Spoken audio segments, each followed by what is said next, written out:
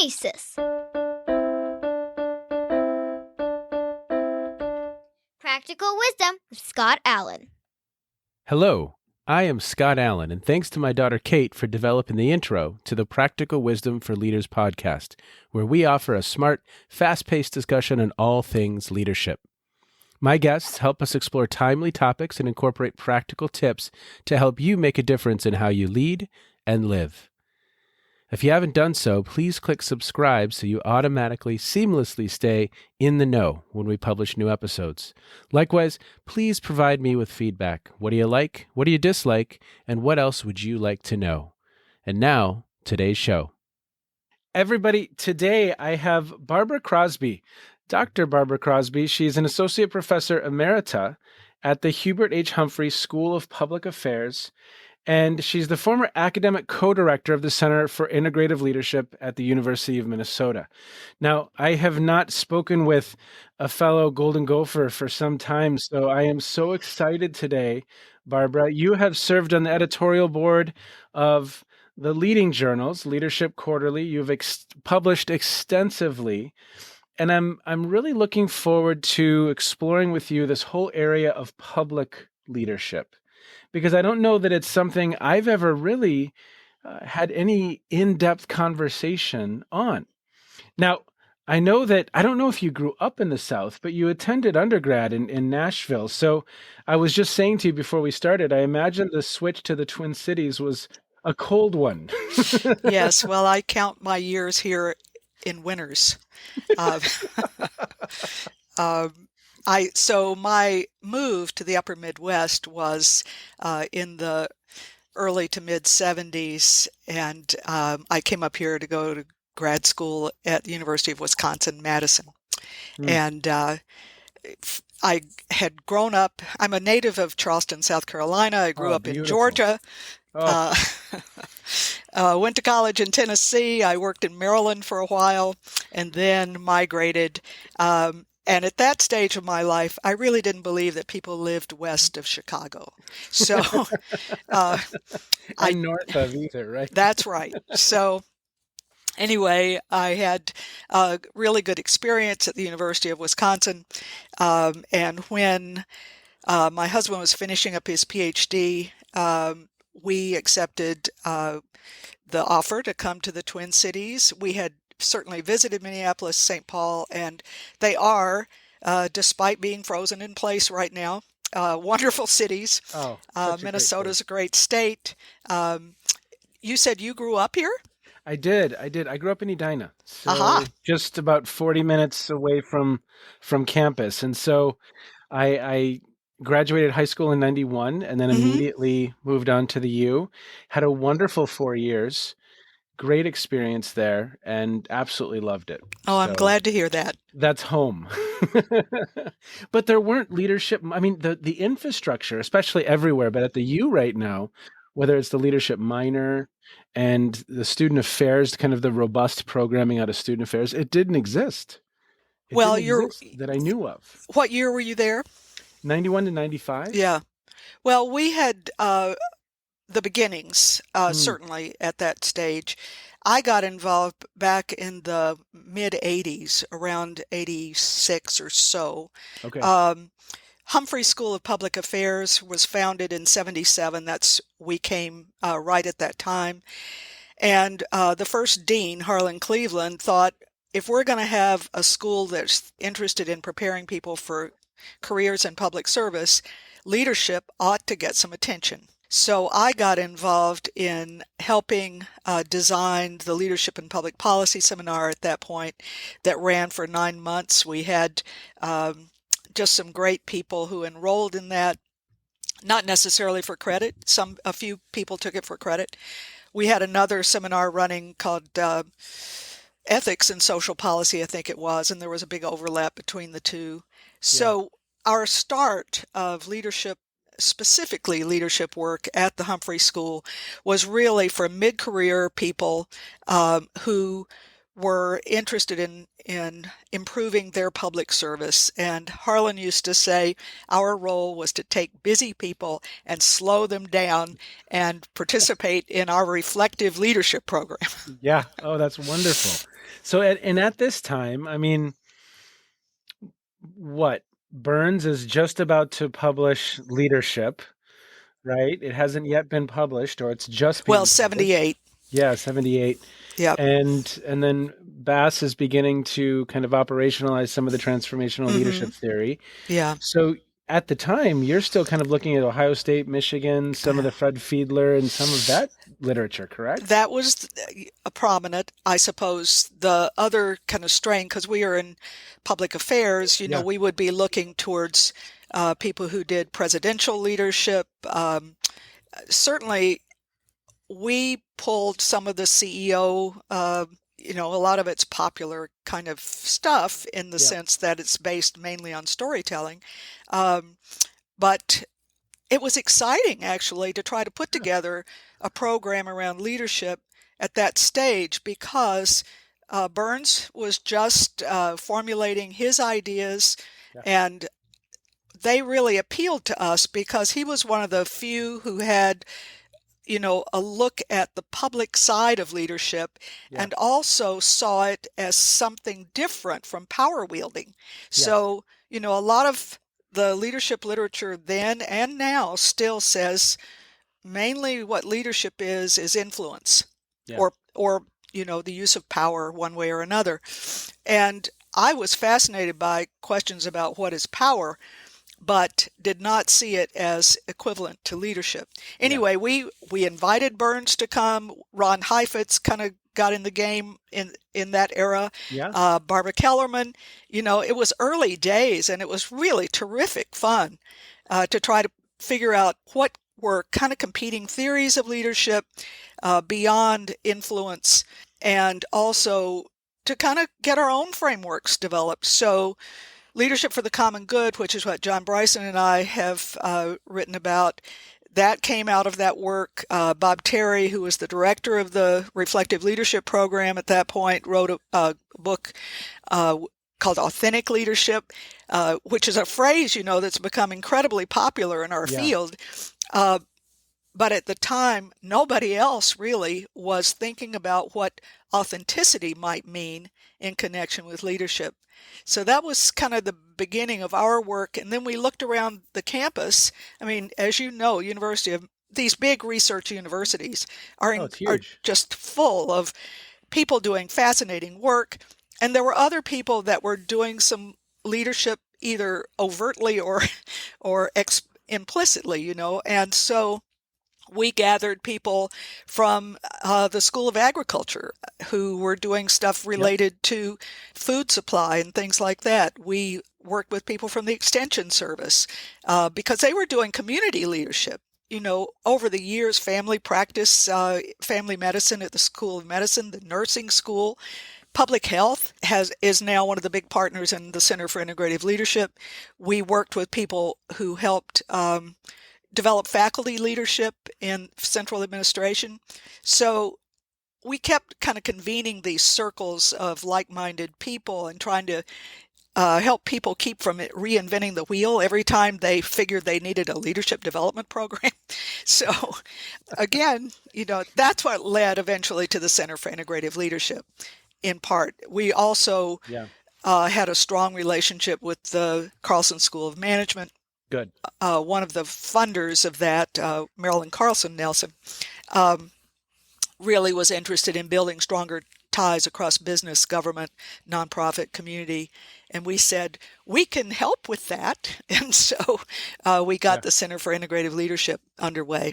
Well, Barb, what's interesting as you were speaking, I was thinking about my undergrad. I was in College of Human Ecology at the time, Aha. family social science. So people say, "Oh gosh, you come out of like family stuff," and it was kind of this space between sociology and pure psych and this small system. And my parents had been through a divorce, and I was very interested in, well, how does a healthy family, quote unquote, Yeah. exist? Yeah. But even as we explored family systems theory, I mean, there's direct applications to teams, Yeah. small groups, right? I Yes. mean, so it's so much Yeah. fun. It's so much Yeah. fun. Yes. Well, can you share, are there some nuances that people should know about when it comes to this topic of public leadership? I mean, obviously, the context and the setting, But what other nuances or streams would you want people to be aware of? Well, there's certainly a lot.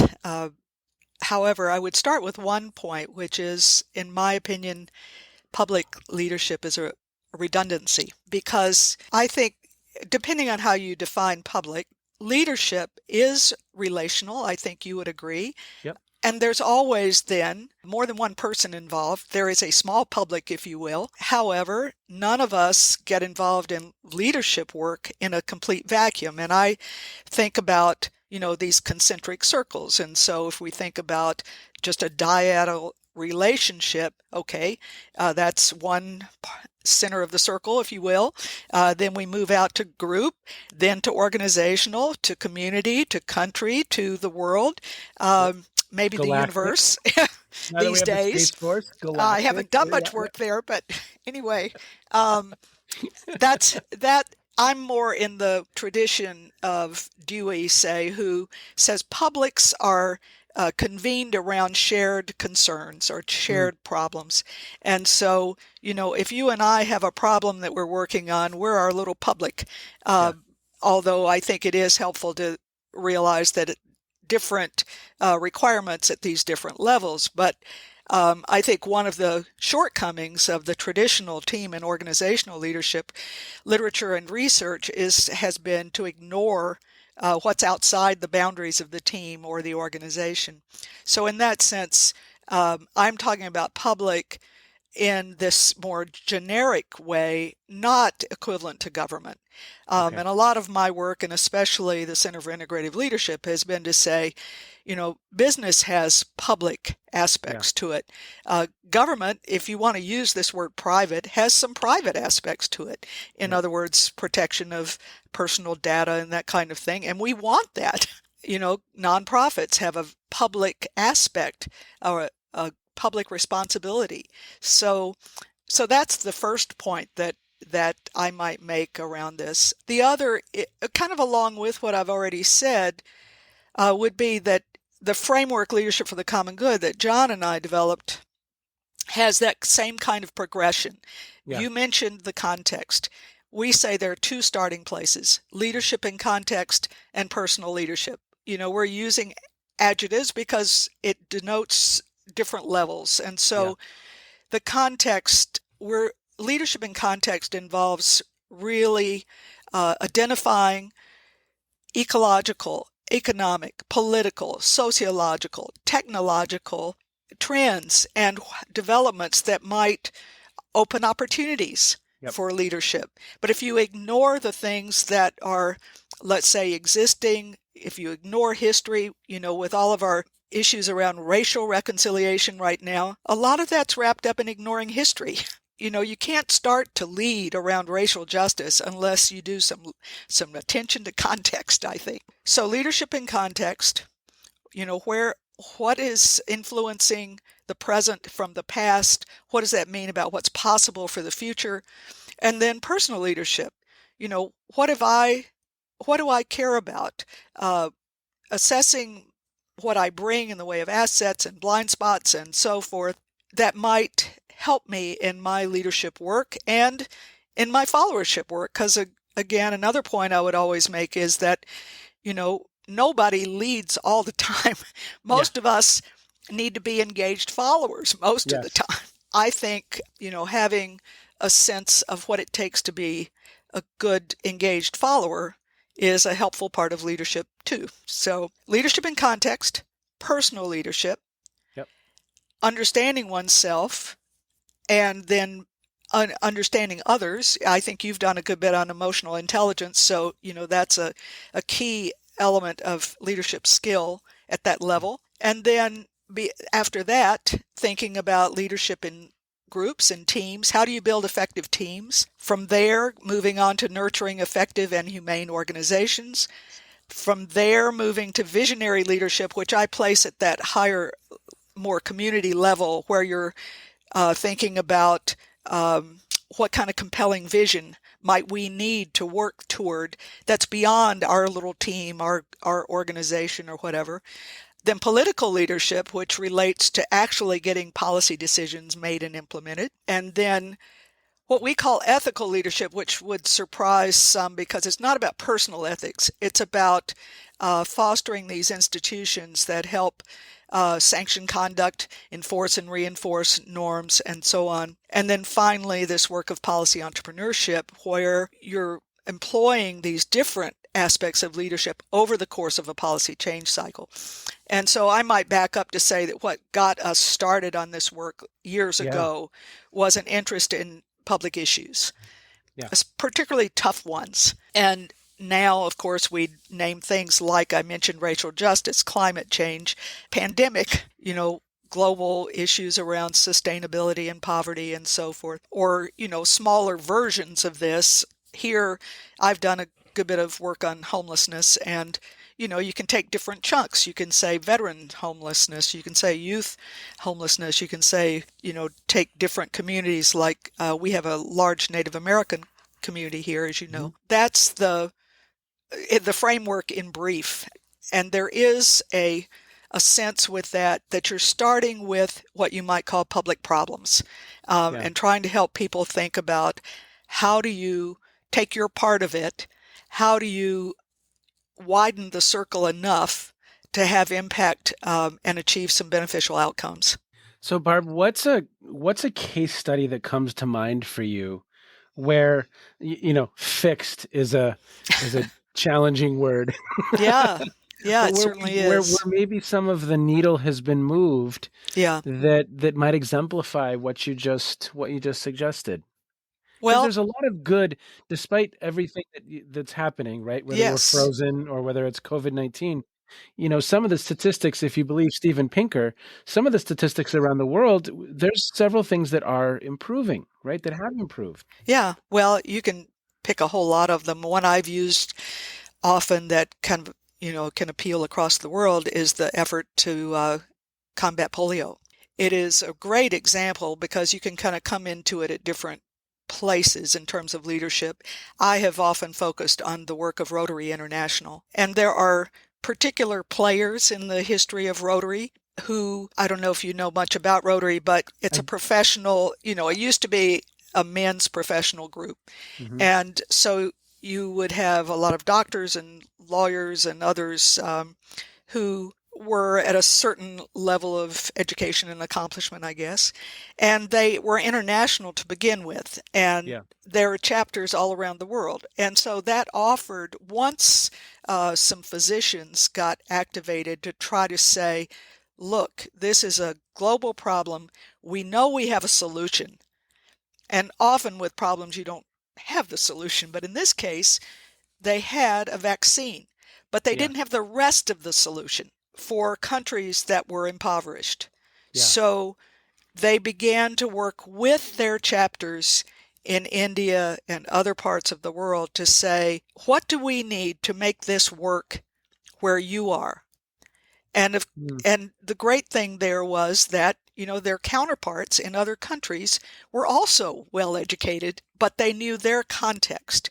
Yep. And so the upshot of this was that Rotary was able to draw on those chapters around the world, but also those chapters were then able to recruit people who could give the vaccine, people who could carry vaccine, people who figured out how to deal with I think it had to be refrigerated, but at any rate, the technical sides of how do you deal with an environment where you can't take for granted the kinds of sanitation or refrigeration that you have in the U.S., say. And then they also... to mention, this is over decades too, correct? Yes. So it began... This is transcending multiple quote-unquote formal positional leaders in the organization. Right. And, going through processes in the organization about how, what did they emphasize, what were they going to use their resources for, et cetera. They then... somewhere along the line began to cooperate with WHO. So that tapped them into a lot of other resources. And then there's, the Gates folks have pitched in also on Yeah. worldwide vaccination. So you could have told this as a leadership story starting with the Gates Foundation. You could tell it as a leadership story starting with WHO. You could tell it, as I do, starting with Rotary, because I think it's a fascinating and kind of accessible story of nonprofit leaders who, individuals made a huge difference. An Yeah. organization made a huge difference, and the ability to adapt to different contexts. Yeah. I'd never thought of that. I mean, I've heard of it, right? I've heard of Rotary. I've probably even been to a meeting or two. There's some, but I didn't want to go every week at 7 a.m. or whatever the I meetings know. were. It Yes. felt a little rigid, right? Yes. But it's a really, really interesting case study because of everything you just said.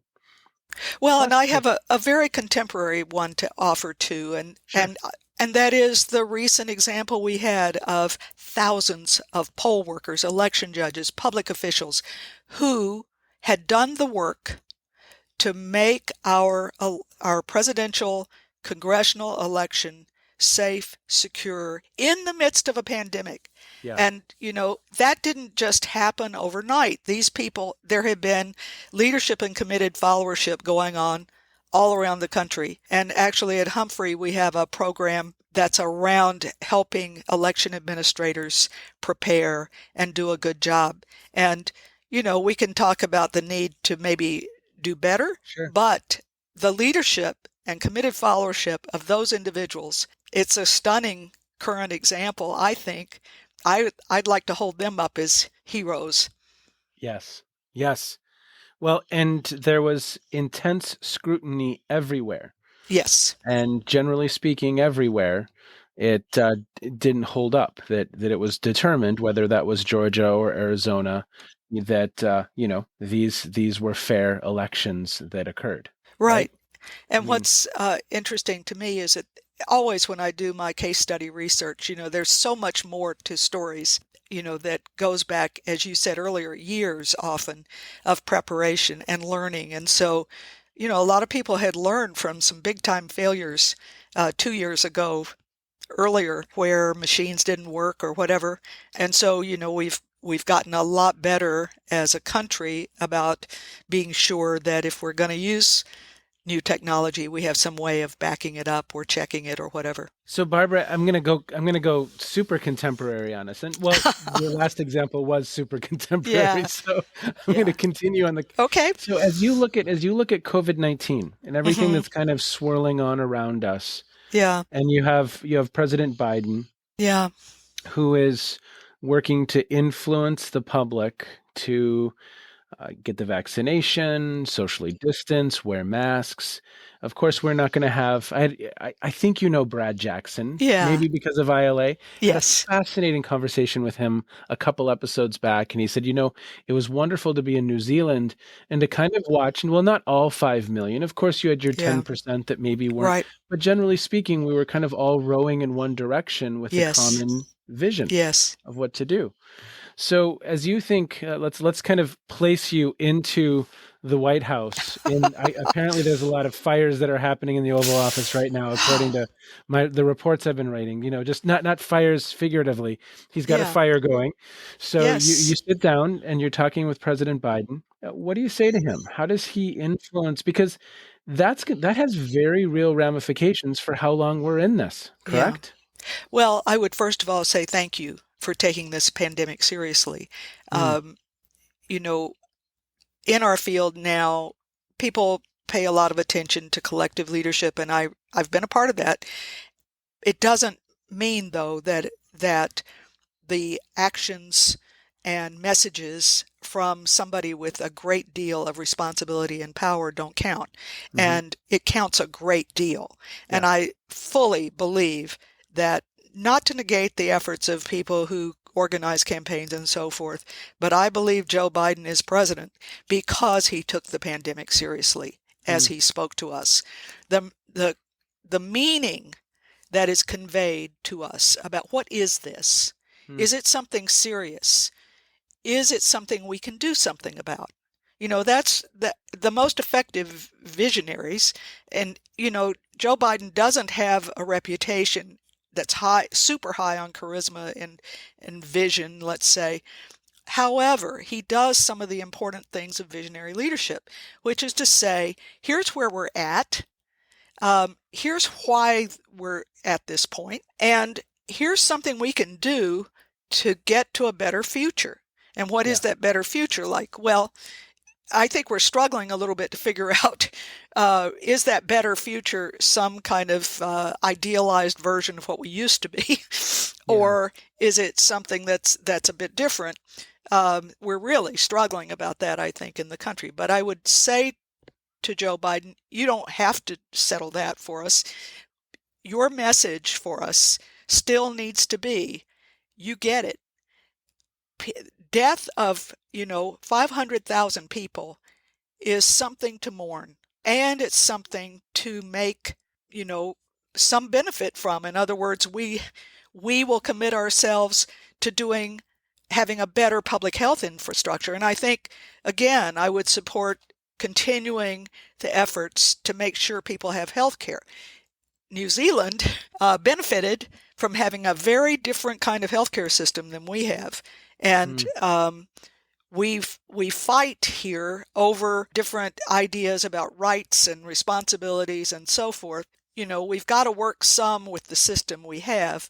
But I think I would say, Mr. President, you absolutely need to keep on the path of being sure people have health care coverage. And being sure that the people who've been least advantaged in our system get covered. And I've been encouraged by the effort with vaccination to be sure that some portion of that is allocated. Right now I'm watching all of my friends out there running around trying to get their vaccines. Well, not everybody can do it. So or has a computer in their home and the Wi-Fi connection. And right. So I would say, keep it up, give us hope, but also keep the realism going. We've got to have that. And then the other thing that I think, everybody who does any leadership work would say is delegate wisely, choose those people who are going to be in charge of working on the campaign to get vaccines out and reliable and distributed well, and listen to them, learn from the mistakes. There will be mistakes, own up to those. And he's good at that. I think he's pretty good at owning up. Do the cheerleading as well, keep on going to those vaccinations places and having your photo ops, because we need to see you and we need to hear from you in this difficult time. It's going to be so fascinating to watch it all kind of unfold before our eyes, whether that's any number of different topics that are kind of in the system right now, whether, to your point, some of the racial justice. I think, middle class, jobs, automation, digitization, how that's going to play out. I mean, I think there's a wonderful opportunity to reinvent ourselves. To your point, you phrased it beautifully when we were talking before. A new abnormal? Yeah, for sure. Can I call the episode that, our new abnormal? Yeah, go ahead. Okay. Listeners heard that, so that's why I'm calling it that. Yeah. But it's going to be really interesting to watch it play out. Yeah. Well, and each one of us has our part or parts to play. And, we keep trying to make sense of what's going on individually. What should we do? How should we behave? It is a time that really demands acting on our sense of responsibility to other people. And we've seen some great examples. We've seen others who've, cracked under the strain, or, sometimes, again, this role of people who have positions of responsibility of helping us see that if we are caring for each other, we can get out of this in better shape. I mean, I don't know that there's much you can do for people who just say, well, there's some higher power who makes it all happen. Yeah. There's not much you can do about that. But most of us, I think, listen to influential people who can say to us, whether it's our family members or somebody in positions of power or a basketball star saying, look, this is time limited for sure. It's Yep. not as quick as we'd like it. But if we care for each other, we'll all be better off as a result here. And Yep. and just keep that going and celebrate the people who are doing this. Our newspapers here are full of the food shelf folks and the people who've, figured out a way to visit people who are isolated. There's a lot of creativity going on, as you were saying, Oh, yeah. there's drive-by Mardi Gras now, right? I'm not sure that We has a great future, but my girls the other night, they had a virtual sleepover. So Barb, it was hilarious. They basically had laptops and iPads out, and so they were hanging out together with their friends until about 11:30, and of course they fell asleep, and there's all this technology all around them in the room. And then they woke up at 8 oh, and got back on with their oh, friends, of and course. but yeah, the creativity is really, really interesting. And so you had sent me an email, and in that email there was an article, Journal of Lutheran Ethics. Now, of course, growing up in Minnesota, the Lutheran Scandinavian kind of influence, there's just a little bit more of kind of a collective mindset, or Yeah. at least historically there have Yes. been. Have Yeah. you seen that through this experience? Have you seen that people are thinking, at least some of my experience has been that it's tough for some folks to think past their own nose, and they don't kind of get yet that wearing a mask, for instance, it protects others, Yeah. and we should protect others. Yeah. Have you been impressed? Have you been kind of benign? Have you been disappointed? What have you seen? Well, I think you're right. First of all, I should just say that I don't often publish in Lutheran publications.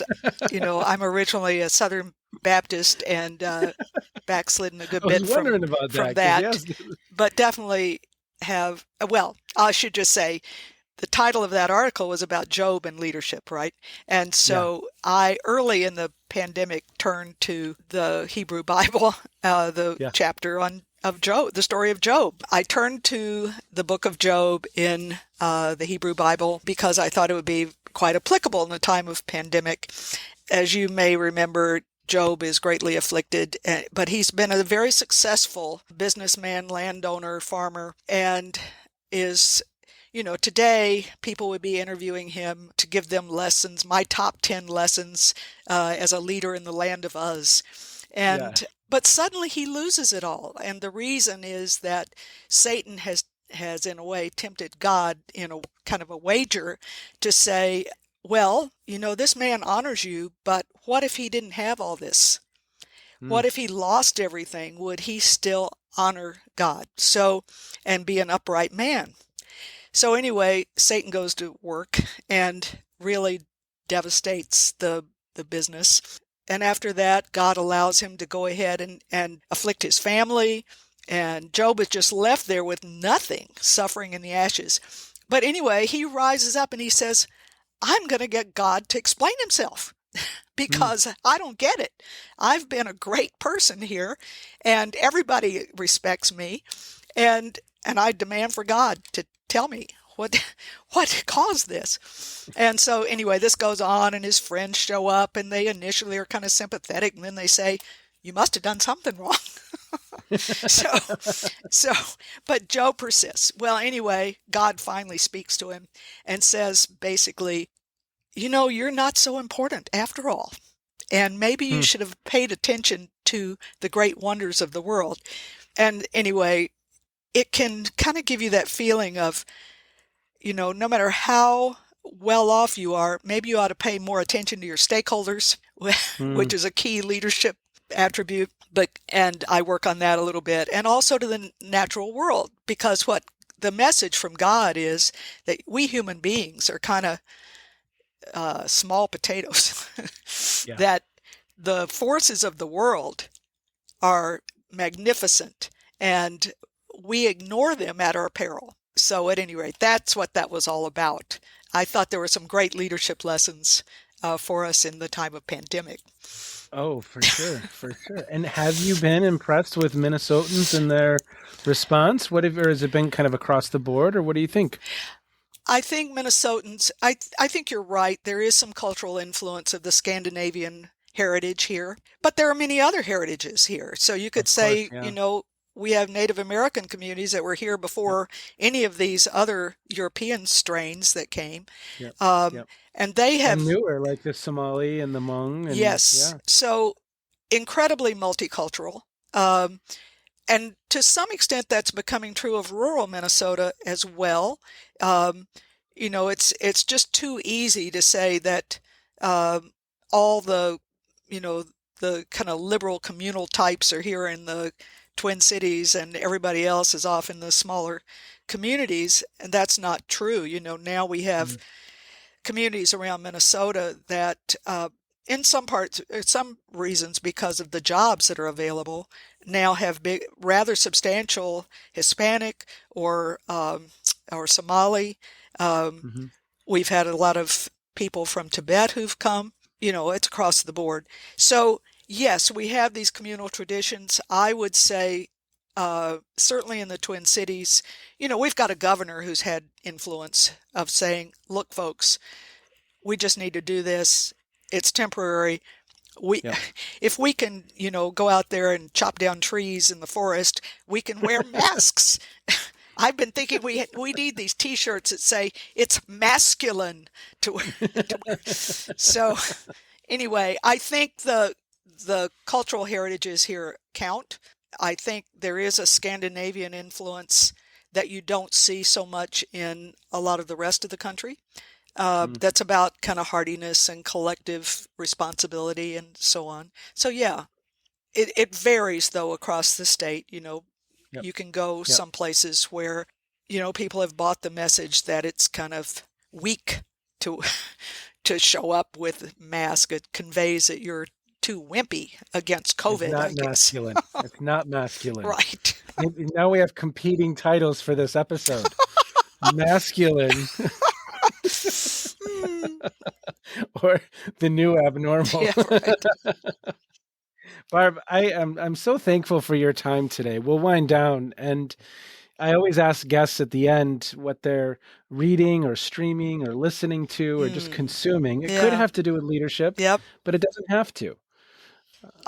Well, I always can see some leadership connection in just about anything that I look at. Me too. Um, I think, like many people, I've been trying to deepen my understanding of the relevance of some of the leaders and thinkers from previous years for now.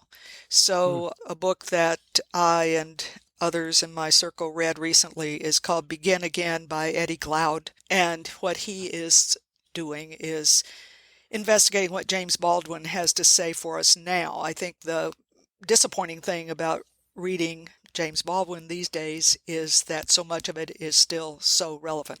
Glaude's book has been something I thought was really valuable for now. There is another book two books that I read this fall that I thought I really recommend. The Soul of America by John Meacham, okay. who helps us think. We've had some tumultuous times lately, but the history of the U.S. is full of conflict, moments where you wonder if the republic's going to hold.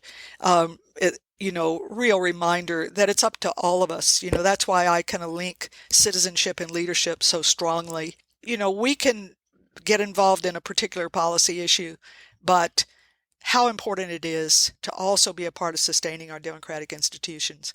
So Meacham, Doris Kearns Goodwin's Leadership in Turbulent Times, really, really Mm, good, focusing on 4 different presidents, and who've got their flaws. I think one of our efforts in leadership ought to be to remind everybody that everybody in a position of authority and power has flaws as well as strengths. And yeah. as citizens, we got to hold them accountable. I would kind of translate that to humans. Yeah, right. Um, so anyway, PBS NewsHour. That's Yeah. um, Uh, those are. And another book that I thought about it's called My Grandmother's Hands. It's kind of an unusual book. It's by a therapist, named Resma Menachem, sorry. And he reminds us that our difficulties relating across racial boundaries to some extent are about how our bodies behave, what our emotions are, and that, if we are to become better at this experiment of being a multicultural country, we need to also recognize how deeply embedded some of these kind of resistances are, or fears and insecurities and all of this. And so anyway, those are some. Barb, I'm so happy that we had this time together, and I'm so thankful for you giving your time and for the work that you have done. I will make sure to highlight a number of the publications that you've written in the show notes, and I'm gonna kind of let you sit on pins and needles as to what this is going to be called, this conversation. Well, I've enjoyed it very much, and really appreciate your doing the podcast. Well, thank you so much, and have a wonderful day. You too. Bye. Okay, bye-bye. I think the practical wisdom in my conversation with Dr. Crosby is that leadership is multi-level. And she spoke of this reality, that there's multiple levels to this conversation, that it's integrative. And she shared how they went across the university, within the community, to integrate thinking around leadership. And of course, you may have noticed that I had a pretty big conceptual block about being from Minnesota and Scandinavia. And of course, she reminded me that it's multicultural, that we have Somalis, the Hmong, the Scandinavians, the Native Americans that are all building that culture, and that it's not just of one. So I hope you enjoyed the conversation. And I think multi-level, integrative, multicultural, that's what makes it so complex, but it's also what makes it so rich as an opportunity for exploration.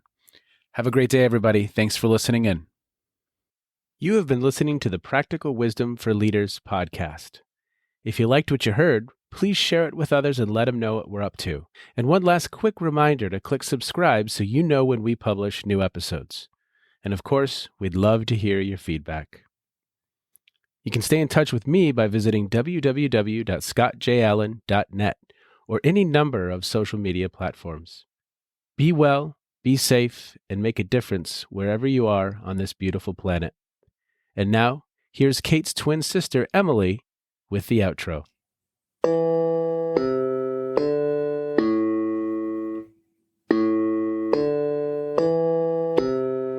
You've been listening to Phronesis, Practical Wisdom with Scott Allen.